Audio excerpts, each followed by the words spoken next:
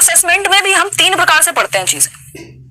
Assessment को भी 2 प्रकार में बांटा हुआ है, एक है फॉर्मेटिव असेसमेंट, दूसरा है सम्मेटिव असेसमेंट। असेसमेंट यानी आकलन। अब ये जो फॉर्मेटिव असेसमेंट है, FA बोल रहे हैं रचनात्मक आकलन, और दूसरा है सम्मेटिव असेसमेंट जिसको हम योगात्मक आकलन बोल रहे हैं।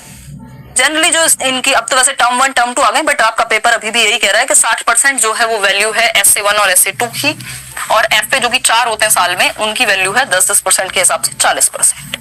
ठीक है, इसमें ये फीडबैक के लिए लिया जाएगा और वो जजमेंट के लिए लिया जाएगा। जो FA है वो फीडबैक के लिए, रचनात्मक का मतलब ये फीडबैक, इंप्रूवमेंट, इन सब के लिए।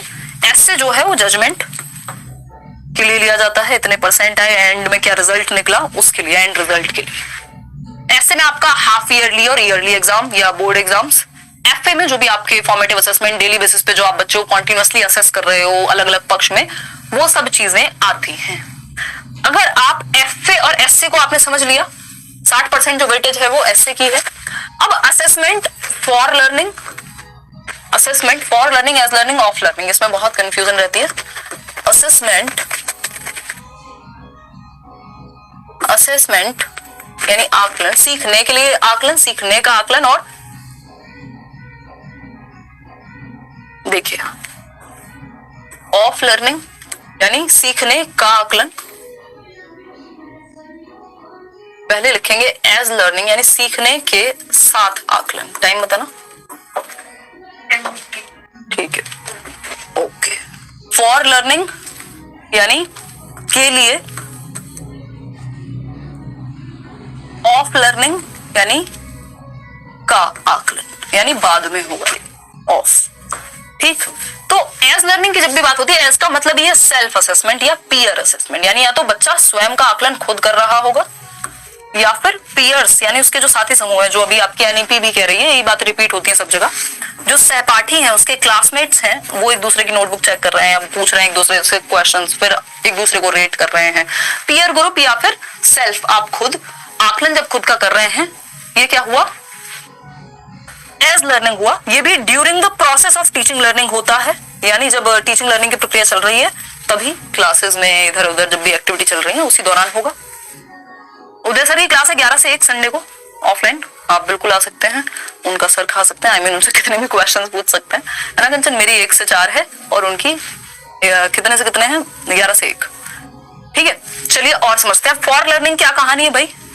आप सारे डाउट्स अपने लेके आ सकते हैं सीटेट के रिगार्डिंग। फॉर लर्निंग बस उठ के नहीं आना है सीट से, क्योंकि मिसमैनेजमेंट हो जाता है कोशिश करनी है, वहीं से पूछ लेना है, माइक दे देंगे आपको।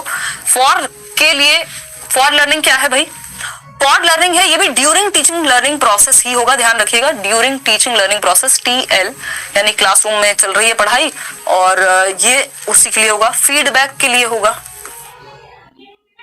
इंप्रूवमेंट के लिए होगा। अगेन इसमें टीचर और लर्नर दोनों आ सकते हैं, यानी टीचर भी शामिल हो सकता है और लर्नर भी जहां जरूरत पड़े।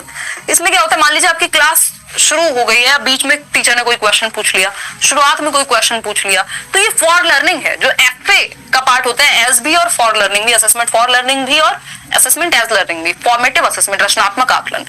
यहाँ पेन पेपर से ज्यादा एक्टिविटी बेस्ड आकलन होगा। और अगर हम बात कर रहे हैं ऑफ लर्निंग की, तो ये सम्मेटिव का पहलू है, यानी ये सम्मेटिव आकलन के अंदर आता है, ये जजमेंट के लिए कहीं ना कहीं होगा, फीडबैक से ज्यादा। भाई आपका अगर पेपर सीटेट का फाइनल हो गया, जिस दिन आप दे करके आ गए, तो ऑफ लर्निंग हो गया ना, आज तक की जितनी लर्निंग थी सब पता लग जाएगा, रिजल्ट आ जाएगा, बात खत्म, उनको नहीं फर्क पड़ता कैसे सीखा। तो कैसे सीखा, फॉर लर्निंग और एज लर्निंग में ध्यान दिया जाता है। जैसे आप अभी सीख रहे हैं, आपका कोई डाउट है, आपने पोल में गलत जवाब दे दिया, दुनिया तो खत्म नहीं हो रही, फीडबैक के लिए है, फॉर लर्निंग है। मैंने आपसे बीच में कोई क्वेश्चन पूछ लिया, फॉर लर्निंग है। आप खुद से कोई क्वेश्चन पूछ रहे हैं, एज लर्निंग है।